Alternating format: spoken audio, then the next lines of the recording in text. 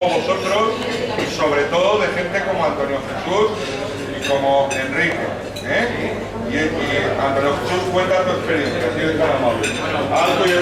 No me voy a extender porque sé que muchos de vosotros os han reconocido la cara y creo que estuvisteis en la comida de las vallas en Elche, y no voy a remitirme al pasado porque ya estuvisteis en aquel momento.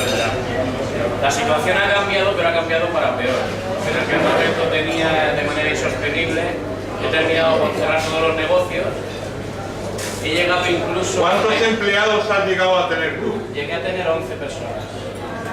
Ahora mismo no tengo a nadie, tengo los 3 centros de trabajo cerrados, e incluso me he visto en la obligación de... ¿Por qué? ¿Tomaste alguna decisión mal?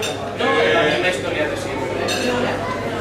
Nos exprimen con los impuestos, nos cierran el grifo el banco, era imposible obtener ningún tipo de financiación, no podía sostener el stock que necesitaba del producto y al final me he visto en la obligación de ir cerrando todos los negocios. Eran 2 comercios de informática y una peluquería. Al final me he visto en la obligación de hipotecar la casa de mis padres para refinanciar parte de la deuda y aún así no me ha dado para todo. Lo cual significa que si nos volvemos a reunir en unos meses... Pero sí les da a los de la Caja de Ahorros del Mediterráneo y a todos los del PP de esta comunidad. Sí les da.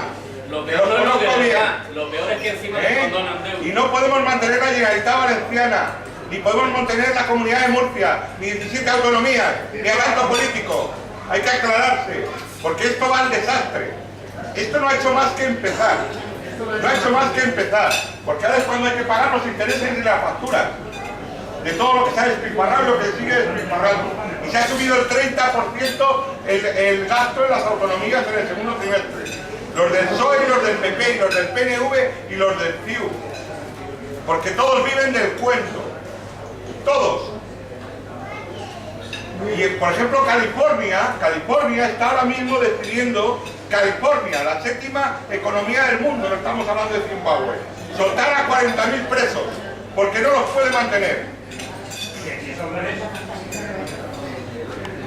Y aquí va a fallar el Estado de Derecho por esta línea.